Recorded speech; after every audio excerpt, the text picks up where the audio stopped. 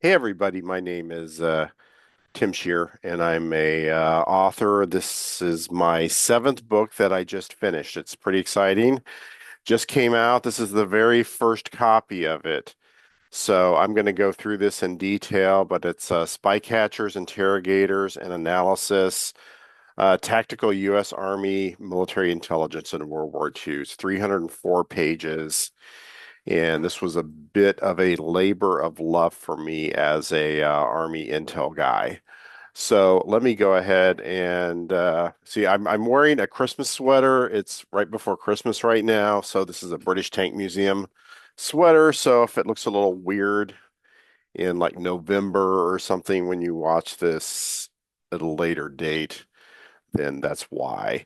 So my background is I have a BA MA in history. I served as an Army Reserve intel officer uh, for 28 and a half years. Been through many of the Army intel courses, taught Command and General Staff College, and that's kind of what led me to this topic. So the whole idea behind this book is to explain not just the structure of Army MI in World War II, but to explain who they recruited, how they were trained, and then how they operated in the field and what sort of products that they created.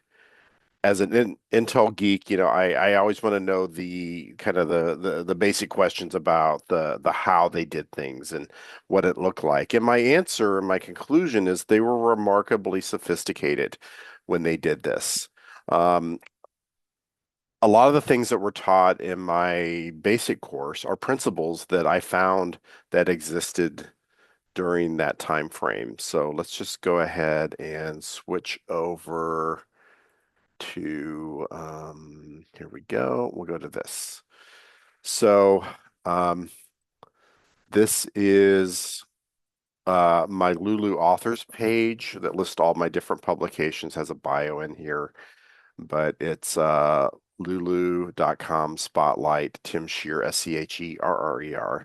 And I've won a couple different writing awards from the Missouri Writers Guild. I'm always kind of the bridesmaid, though I get second place rather than first. But again, here's the book. There's both a hardcover and a softcover version of the book. There's no difference between the two books except for what the cover is. The interior, the only thing that's different is the ISBN. So here's the soft cover version of the book. Lulu has it for $49. I would suggest using a discount code from Lulu. They have like a new 15, I believe, is the code if you're a first-time buyer from them, and that will cover shipping and mailing. This will be available for distribution through places like Amazon and others, but they take a huge cut of the market share of, I'm sorry, revenue share that I would get as an author if you purchased it from here. Again, I'm not writing these things to get rich, but it would be good to get some money back. So here it is. Typically, it takes about a week and a half to get things that are printed from them. We'll go back here, and then here's the hardcover version. Again, everything is basically the same. It's 304 pages. Now let's go ahead and go over to the interior of the book, and we'll talk about what that looks like. Let me find it here. I had it pulled up, I thought. There it is. And let me, oh, here it is. Okay, so I'm just going to give you a quick run through of the book so you can see what it looks like. So again, here's the cover page and all that information. Here's the table of contents. So I start off by getting people up to speed on what World War II Army looks like, as well as give you some background on MI before World War II, like Civil War era, uh, the um, Spanish American War, as well as what occurs during World War One. And then we go through how MI folks were recruited, trained, and fielded to include their MOS descriptions, their additional training that they may have received, and what their products look like. Okay, let's just go through the book here. And here in the beginning, I talk about what the 45th MI looks like. This was an MI unit that was under a very obsolete TONE that I served in. And we had a lot of these very similar kinds of sections that Army MI fielded in World War II. The parallels were stark as I went through them, but I talked about that unit and gave a little history of my own career, my rather meager career. But let's just keep going through things. Again, these are things to kind of help people get caught up with Army structures, World War II structures, if they're not a military person or if they're a current military person who's not familiar with it.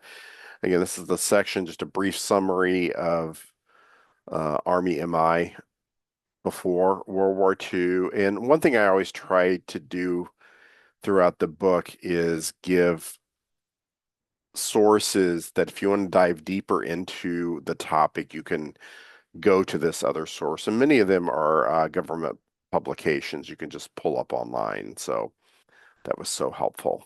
But this is just a history of different disciplines, different intelligence concepts. This is really intel doctrine during World War II and how they viewed it, what the framework was. And then I also then go through classifications, how things were classified during World War II. And it's a little bit different than you might think it is. And then, so now then we go in the training of intelligence personnel and get into Camp Ritchie, which is the main MI service training base for many of the different MOSs of the Army. And the Ritchie Boys is a very well-told story. There's multiple books out about the German Jews who were brought in because of their language skills, expatriates of European countries who served the military intelligence service using their language skills to defeat Nazi Germany. But they also trained people that went to the PTO also. And Camp Ritchie ran a standardized curriculum that then soldiers at a certain point then broke off into their different MOS training. And I think about 1 in 1,000 soldiers during World War II was an intel specialist. And then there were other facilities that I list here. Let's go through here. Chicago Counterintelligence School, the Minnesota School of for Nisei soldiers, and Venhill Farms. And here's some different training documents. Okay, so Camp Ritchie had a very robust enemy force training program. They had the composite school unit, which fielded U.S. Army soldiers in German and Japanese uniforms that did demonstrations, and they had different training sites. One of the things they did, which is shown right here, is they did vignettes in a farmhouse that they removed a wall from. And soldiers would sit on a hillside nearby and witness, how to conduct a correct search, how to not correct a correct search, things like that. It's a little surprising that they invested so heavily in it. And then there's other locations where they did some pre-deployment training. Holabird, Fort Hunt was an interrogation facility and did some intelligence production. And then there was an interrogation center at Camp Tracy, California that also existed. And then I get into the Nisei language training. Again, there's a very good book about this. So this is sort of the short course on that and how they went on to function in the field.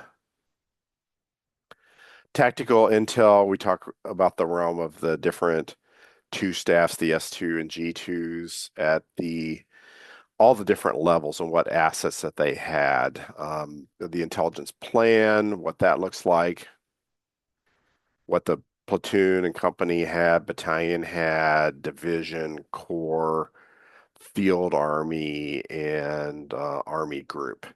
The armored division, of course, was different than the infantry division in terms of what assets they had. They had more of a cav heavy type structure.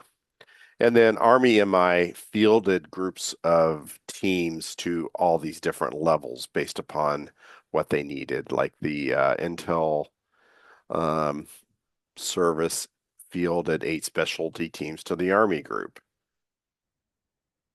That may be interrogators and interpreters and photo interpreters and things like that. So also, I discussed the artillery's use of spotter planes, which it wasn't necessarily a collection asset, but could be used to notice troop movements and things like that. So each division had 2 spotter planes, and Corps and Field Army units also had a couple spotter planes, and they could actually be launched off of LSTs, what they would build a runway on top of them. Of course, they could not land there.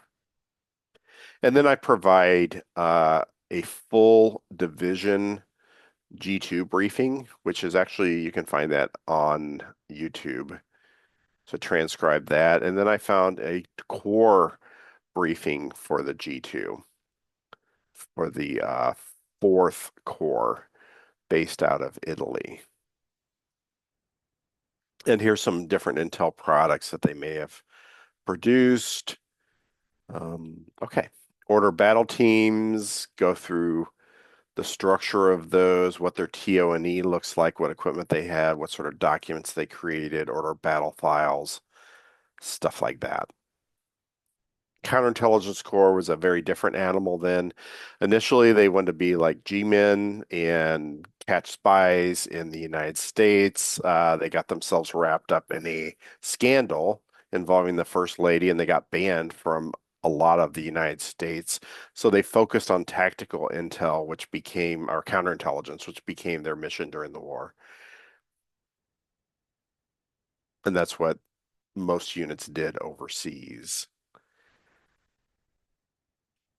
And let's keep going here. Here's the different missions that they had. And then I talked about the protocols on how they named different CIC detachments and what sort of TO&E that each of those had and equipment that they had.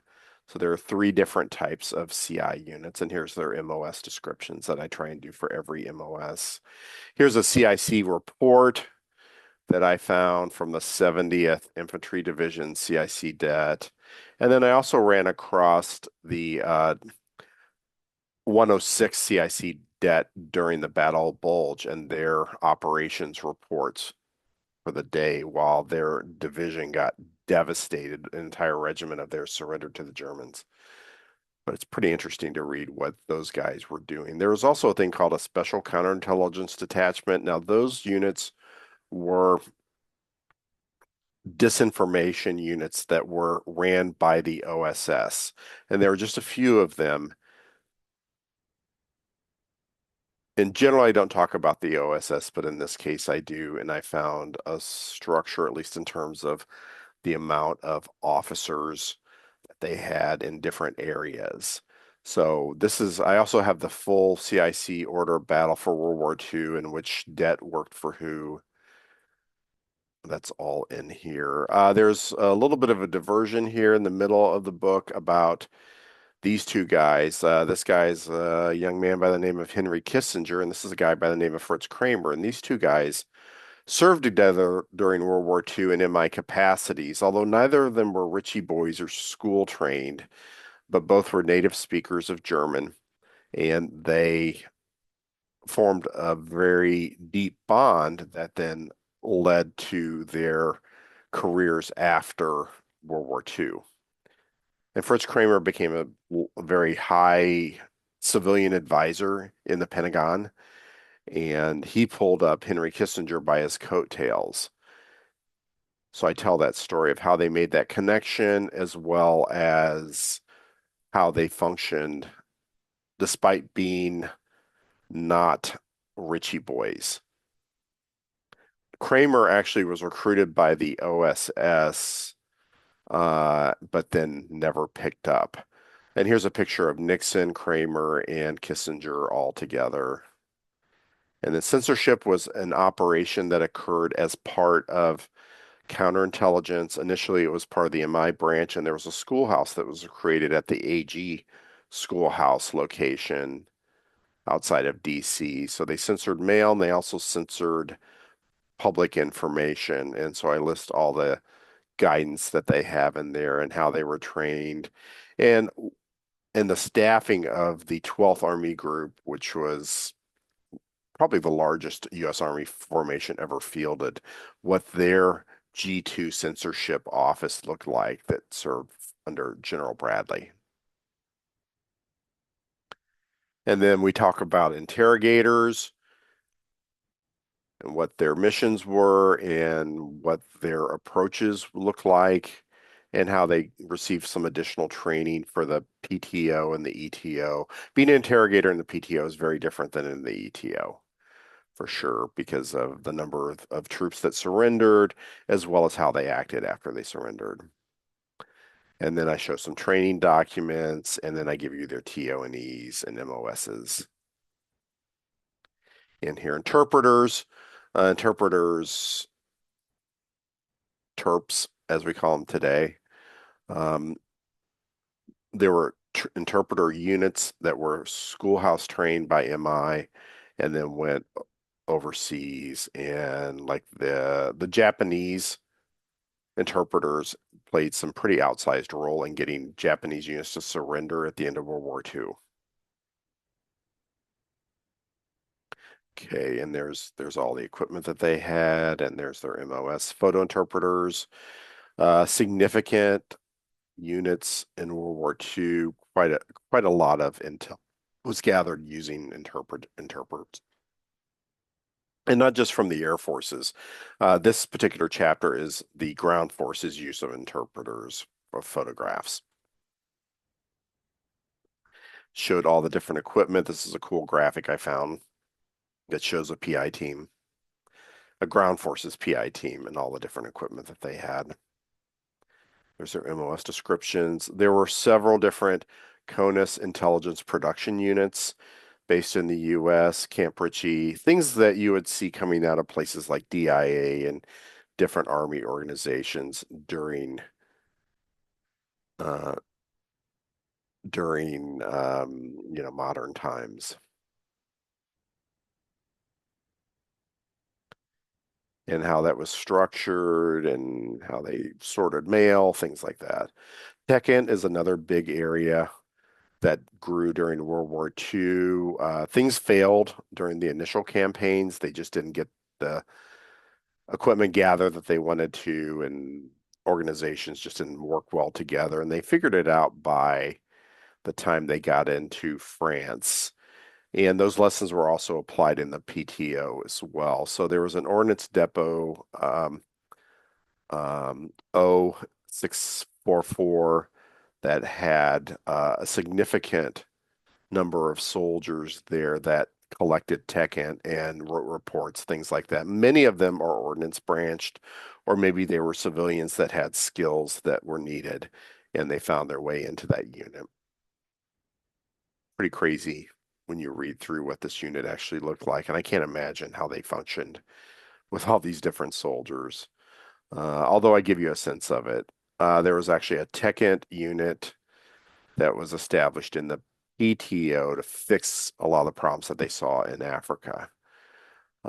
Here's the different MOS descriptions and how different units were organized. Here's some products, successes. Then we get into SIGINT. Now, SIGINT, there were two field units for SIGINT. There's the Radio Intercept Company and the Signal Service Company, and they were sort of a hybrid between Signal and MI.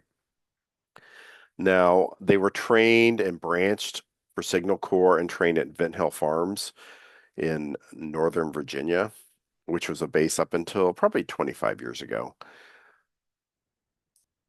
But there's all sorts of just obscure MOSs that occur in these units, and I list all of them. And these were units that were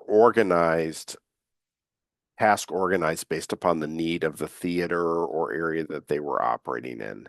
Generally, a field army would get a a signal service battalion that would have the company-sized elements of the radio intercept company and the signal service company in there. But they had just a ton of equipment. They actually used IBM computers, which is pretty fascinating that they were deployed in the field. Here's all the different equipment. Here's all the different signal service companies. And then I go through the same thing with the radio intercept companies down here and where they were all deployed. So just a lot going on there. Okay, let's just keep moving. And then I go through the Air Corps. I don't give a complete rundown of the Air Corps. I give you more of a thumbnail sketch of how they operate, specifically how they did mission intel in that whole mission planning until BDA assessment, and then that cycle, how they then ran operations because they were centrally planned and decentrally executed. So the group level 2 officers would do the briefings for all these missions with documents from higher level organizations, explain how all of that works. And the transport and fighter groups did very similar kinds of things, although with fewer people, less equipment, a little different. They adapted it to their own needs. And go through and discuss the briefing and what sort of things that they were concerned about and what they did upon returning with the interrogation, how they organized the return and how they processed the information flow. And there's a couple really good reference books that you can get on this bomber group division of work with 12 air intelligence officers and who does what during which phase of the operation, and then formats of reports, and then we get into aerial recon and how that functioned and how they planned. They used collection management to create missions, things like that. And then there's a big tech int section that the Air Force used because air technology was moving at such a rapid pace. They would try and get as much new technology as they could so they can analyze it and defeat it. And also there was an air and signals intelligence program that existed while aircraft were in flight. So had certain aircraft that were modified to do SIGINT collection and do reporting while they were in the air. Here's the air intelligence staff, how they're organized. Here's all the different MOSs. And they did share certain things like counterintelligence and some other MOSs with the ground forces. And then there's the formats of World War II intelligence reports, and then it concludes. There's a fairly robust bibliography in here, which is really helpful if you want to dive deeper into these topics. And then we get into the index and the end of the book. So that is my new book,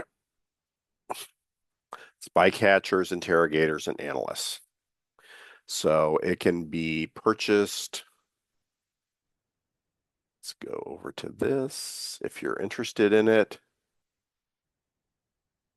it can be purchased from lulu.com, and also it'll be available on other distributors here in the near distant future.